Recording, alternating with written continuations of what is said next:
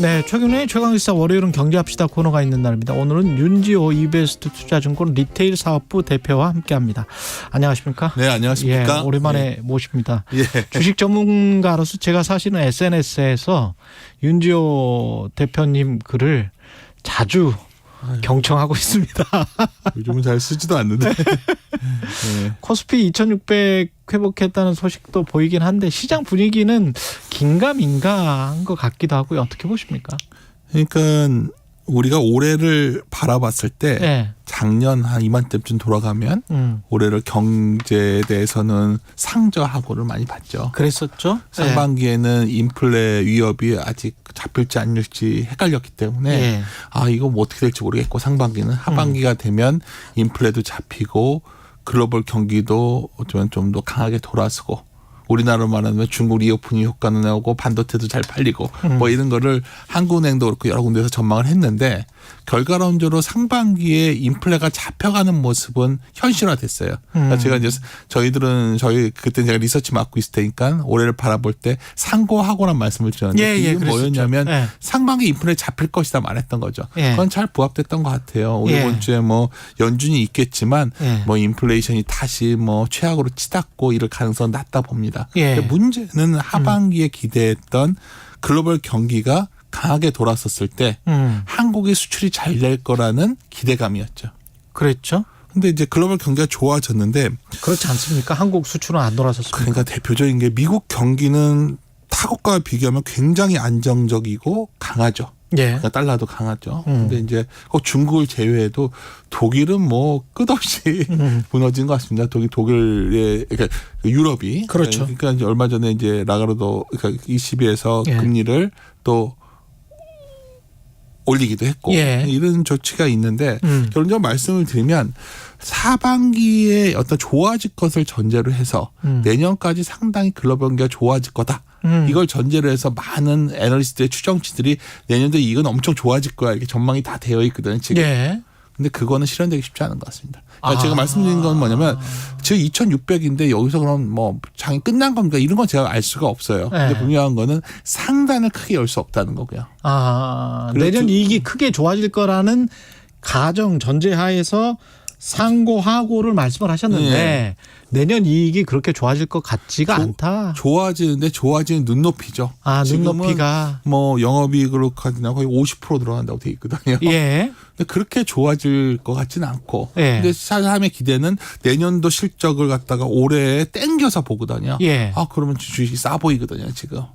근데 왜 이제 중요한 건 왜인데 OECD에서 이 경기 선행지수나 이런 것들을 보면 다 크게 입이 돌아섰더라고요. 맞습니다. 전부 다 돌아섰는데 G20이 뭐 심지어는 지금 안 좋다는 중국까지. 맞습니다. 그 한국도 마찬가지고 미국도 마찬가지로 다 돌아서 거의 한 7, 8개월 지금 다 진행되고 있는 상황인데 왜 안 좋다는 거죠? 뭐 제가 여기서 뭐 경제학자가 아니고 뭐 시장에 있는 사람으로서 그 지표는 계속 보시니까 단정적으로 말씀드릴 수는 없지만 분명한 거는 우리가 2000년 이후에 중국이 세계 경제에 편입이 됐었거든요. 그랬죠. 그 이후에는 누가 뭐래도 전 세계 경기가 연결되어 있었습니다. 다시 말씀드려서 어느 나라가 돈을 풀면 그 유동성이 늘어나는 만큼 수요가 어딘가에 생겨서 수출이 교역이 되면서 수출이 잘 됐거든요. 그럼 한국은 누가 뭐래도 수출 위주의 국가였기 때문에 그 수혜를 가장 받았던 국가 아닐까 싶습니다. 근데 이제 최근의 흐름은 뭐 이건 정치적 이용을 다 떠나서 미국과 중국의 디커플링이라는 게 이제는 뭐 다시 돌아가기 쉽지 않지 않겠나. 그렇게 본다면 그 상황 속에서 한국이 누려왔던 지위를 잃는 것이 아니겠는가. 그러니까 최근에 보면은 이제 이런 기대를 하죠. 사람들이 이제 그래도 연말이 되면 뭔가 글로벌 IT 수요가 엄청 늘지 않을까? 근데 단적인 뉴스가 최근에 있었잖아요. 저희 중국의 애국 소비라는 게 나오면서 물론 반도체 초도 판매는 애플의 초도 판매는 좋았지만 이게 과거 같지가 않은 거죠. 전 주말에 그 미국 증시에서 보면은 반도체 관련주들이 많이 흔들렸는데 시발점은 아주 단순합니다. TSMC가 어쩌면 약간 수량을 축소하는 가능성을 내비쳤던 거거든요. 그렇죠. TSS의 가장 주된 어떤 최종 수요처는 어딜까요? 뭐 애플 같은 곳이겠죠. 그렇죠. 그러니까 뭔가 수요가 생각보다 삼성도 마찬가지로 사실. 그렇죠. 그러니까 우리가 연말 되면 원래 이제 우리가 최 기자님 뭐 옛날에 추석 전에 좀 주가 안 좋았다가 뒤에 되면 연말에 미국의 크리스마스 추수감사절 소비 때문에 그렇죠, IT 그렇죠. 좋아지고 한국은 그때 만들어놨다가 재고를 확 줄이면서 수출이 잘 되고 그랬죠. 돈을 벌어오고 뭐 이런 그림이 있었다면 올 겨울이 되면 다시 노트북도 많이 사고 스마트폰도 많이 사고 뭔가 TV도 많이 사고 이럴 줄 알았는데 뭔가 흐름은 과거 같지 않다는 거죠. 일단 소비가 과거처럼 세지 않을 것 같다는 게 첫 번째. 미국이 예를 들어서 미국이 이런 거죠. 미국이 경제 지표를 보면 저희 걔는 연율로 보거든요. 연율로 보면은 분기 실적 GDP를 연율로 QOQ 전목이 연율로 보면 사실 3분기만 하더라도 원래 0%였는데 0.5로 올라왔었거든요. 실제치가. 근데 내년 1분기가 되면 원래 0.7이었는데 지금 0.5로 내려가고 있어요. 0.1로.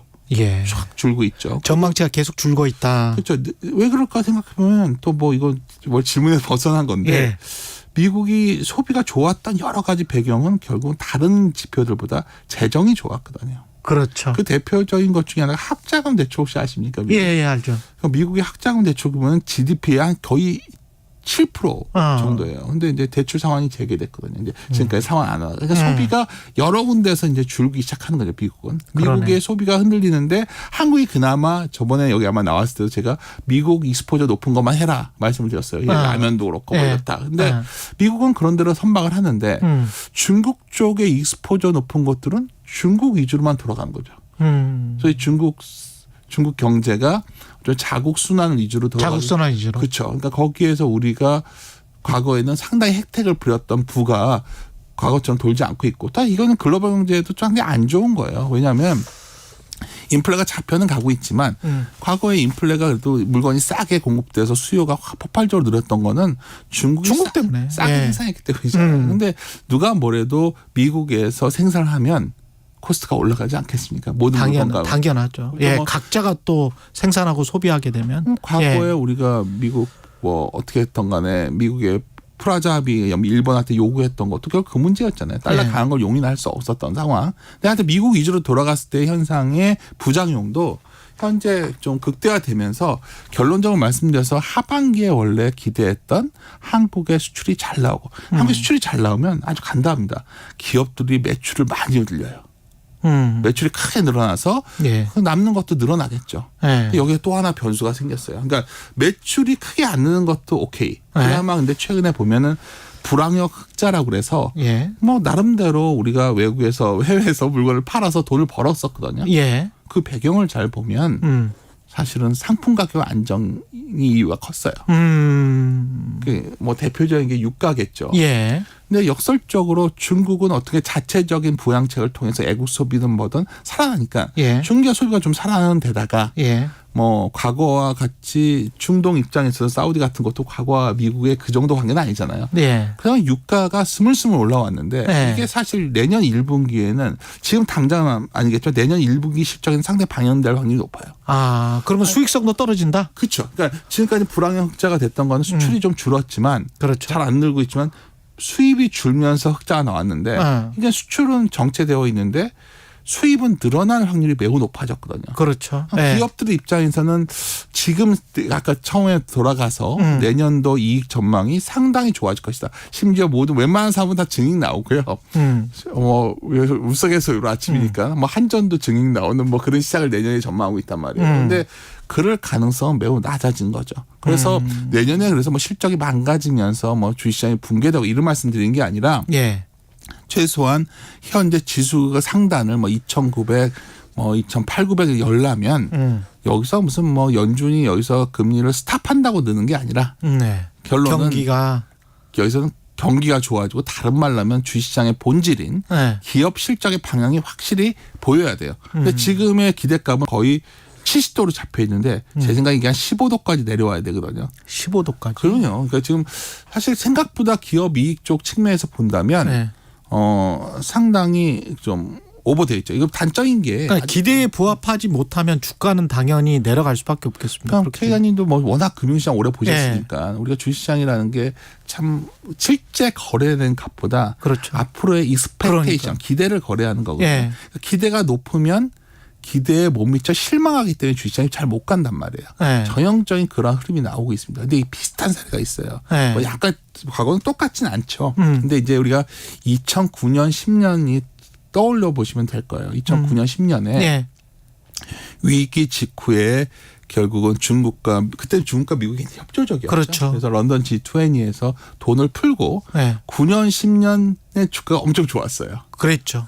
그래서 참 좋았지. 뭐 저희들도 반성하면 참 좋았어. 그리고 다 딱 보니까 2011년이 너무 좋아 보이는 거예요. 그러니까 그래서 그때 11년에 기업들이 이렇게 좋아질 것이다 딱 전망을 했었는데 맞다. 공교롭게도 2011년 이후에 어느 시점부터 12, 13, 14 내년 내내 맞아요. 유로존 재정의가 나올 때였어요. 그랬습니다. 피그스 이야기 나오고. 맞습니다. 뭐 여기서 터지고 저기서 터지고 결국은 그러니까 제가 뭐 그때와 똑같다. 뭐 지금 그때서 뭐가 터진다 말씀드린 게 아니라 그때도 매출 대비 수출 대비해서 매출 기대값이 엄청 높았는데 누가 맞았냐? 결국 수출 증가율이 맞았어요. 수출 증가율이 맞았는데 수출에 대한 소위 매크로에 대한 전망이 맞았다는 거죠. 근데 지금 수출 증가율이 변변치가 못하다. 그렇죠. 지금 뭐 누가 뭐래도 뭐 예를 들어서 한국은행도 계속해서 9월 이후에는 이제 중국 리오프닝 효과가 나오고 반도체 재고 털리면서 반도체 확 드라이브를 걸 것이다 했지만 그게 되려면 뭐 반도체 여기서 뭐 다른 거 따질 거 없고 ASP라고 그래요. 평균 판매 가격. 그렇죠. ASP 가격이 강하게 돌아서야 되는데 아직 그런 지원은 없거든요. 그리고 최근에 누가 뭐래도 모르겠어요. 저희 같은 사람들 사후적인 어떤 땜빵 해설일 수일지언정 어쨌든 간에 최근에 뭐 끌어왔던 엔비디아 같은 경우에도 좀 주춤해지는 것 같고 무엇보다 AI 수요. 그렇죠. 애플의 수요가 어떨 건지가 매우 궁금해요. 애플은 누가 뭐래도 미국의 대장주거든요. 그렇죠. 근데 중국에서의 과연 그 소비가 뭐 사실 화웨이 거 뺏어온 거잖아요, 애플이. 그러니까 실내 보시면 그렇지. 화웨이가 완전히 뭐 서로가 서로를 뺏고 자기 내수 시장만 지키는 그런 형국이에요. 이렇게 돼버린 거예요. 지금 보니까 미국, 그러니까 우리 기업들도 미국에 다시 말씀드리면 미국에 투자한 기업들만 생존하는 건데 그래서 그 기업들이 좋았죠 상대적으로. 2차 전지도 좋았던 거고 뭐 다 가고 있는데 미국만 갖고는 굉장히 어쩌면 날개를 좌우 날개로 날아 올라야 되는데 예를 들어서.